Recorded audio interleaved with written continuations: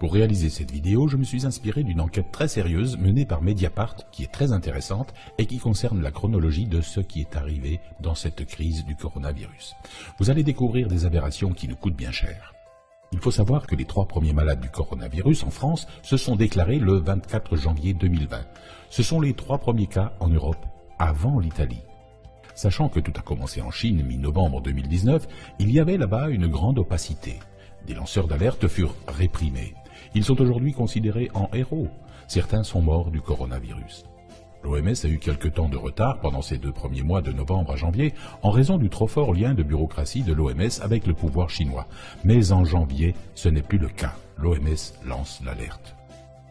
Que dit Agnès Buzyn, la ministre de la Santé, à ce moment-là? Le risque d'importation depuis Wuhan est modéré. Il est maintenant pratiquement nul puisque la ville, vous le savez, est isolée. Les risques de propagation à la population française sont très faibles. Voyez-vous, c'est la déclaration de la ministre de la Santé qui a une absence de conscience publique. Mais Mediapart sait, de par ses enquêtes, qu'au cœur de l'appareil d'État, il y a des personnes qui contestent en disant que non, il faut faire ce qu'il faut, comme en Allemagne. En Allemagne, ils ont pris la décision des masques, des tests. Pourquoi les Allemands ne sont pas confinés comme nous? Parce que l'État a réagi sans mentir et en prenant au sérieux l'alerte. Sur le stock de masques, Agnès Buzyn, la ministre de la Santé, et nous savons aujourd'hui que c'est un mensonge, dit ceci.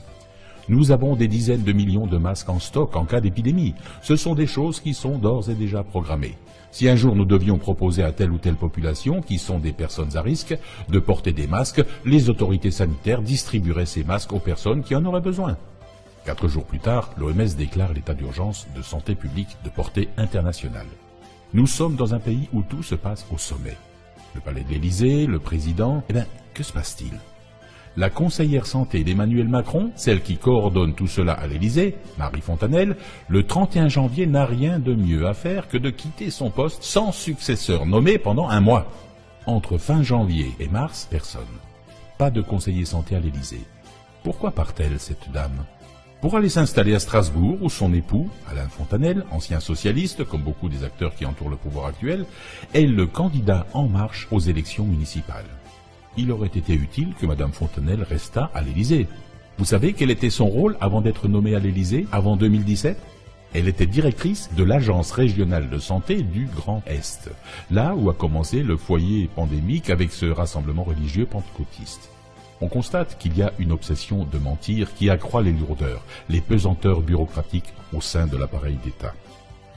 On sait qu'une bonne politique aurait été la mobilisation générale pour obtenir des masques.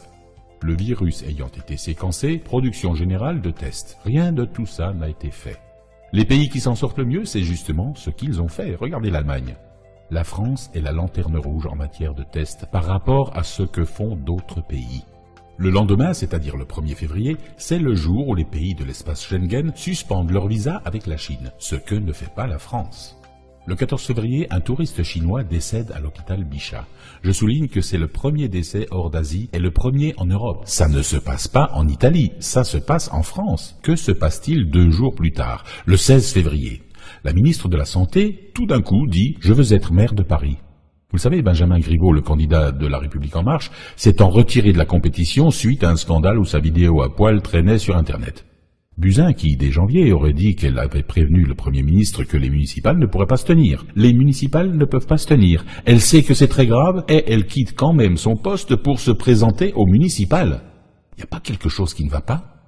Le 18 février, son successeur, Olivier Véran, déclare « Nous avons un système de santé extrêmement solide ». Le 22 février, le directeur général de l'OMS dit « La fenêtre d'opportunité pour contenir l'épidémie se rétrécit ». Le 26 février, soit 4 jours plus tard, le directeur général de la santé nous dit « Les tests ont été disponibles, les masques, nous avons débloqué les stocks stratégiques. En clair, ce n'est pas un sujet, dit-il. » La réalité, c'est qu'ils n'arrivent pas à faire rentrer ce matériel. Pourtant, beaucoup d'entrepreneurs ont proposé leurs services.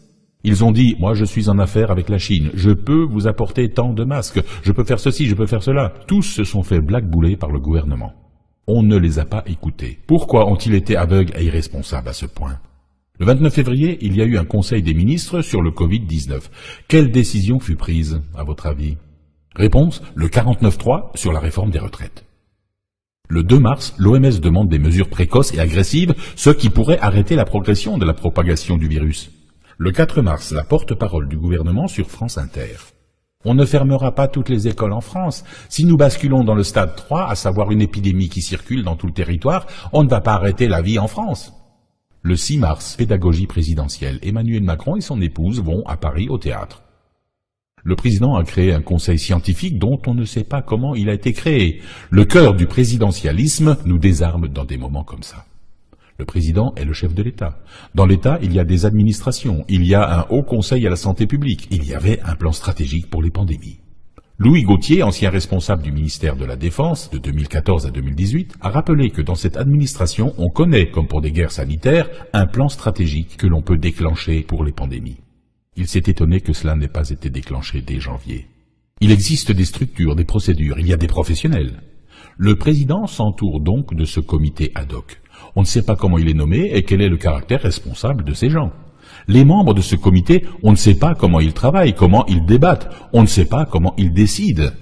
On ne sait pas quelle est la procédure qui a permis de produire leurs avis. Tout cela est très énigmatique. Tout d'un coup, le président annonce des décisions tout seul, sans que nous sachions quelle est la procédure de ces décisions. Le comité scientifique, on ne l'a pas entendu.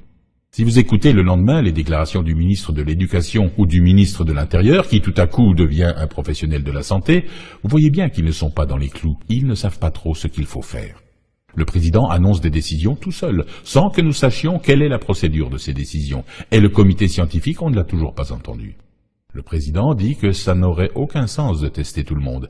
Il dit qu'il ne faudra tester que les gens qui ont des symptômes. C'est un nouveau mensonge pour masquer la pénurie de tests. Le président dit « Il y a eu des erreurs, nous devons nous réinventer, moi le premier ». Mais se réinventer, c'est arrêter de bluffer et surtout d'arrêter de penser qu'il s'adresse à des enfants en bas âge. Ce n'est plus possible. Ce n'est plus possible de se dire que dans ce monde si compliqué, une seule personne arrive avec toute une communication qui le précède sur la présidence paternante et tout d'un coup, nous allons avoir la lumière. Une présidence démocratique aurait dû se présenter avec d'autres, avec les avis des responsables scientifiques, des gens qui sont en charge. Montrer que c'est une bataille d'équipe, pas quelqu'un qui, tout seul, va réfléchir et décider. Nous sommes face à une ignorance savante. Nous, la population, nous devons être acteurs et prendre notre destin en main. Silence égale mort. Nous devons refuser le rôle de petit enfant. Le savoir est une arme. Nous avons le droit de savoir. Nous ne sommes pas silence. C'est la raison pour laquelle il faut participer à la diffusion de vidéos comme celle-ci. Cela vous permettra vous aussi de rompre ce silence dont nous sommes victimes. Partagez en masse. Je vous rappelle que le contenu de cette vidéo, c'est la retranscription de l'avis d'Edoui Plenel de Mediapart. Vous pouvez voir l'original sur le lien suivant. Il est également inscrit sous cette vidéo. Si vous pensez que le contenu peut être utile à la population, transmettez aux personnes que vous aimez. Nous devons savoir ce qui se passe pour de vrai. Partagez, partagez,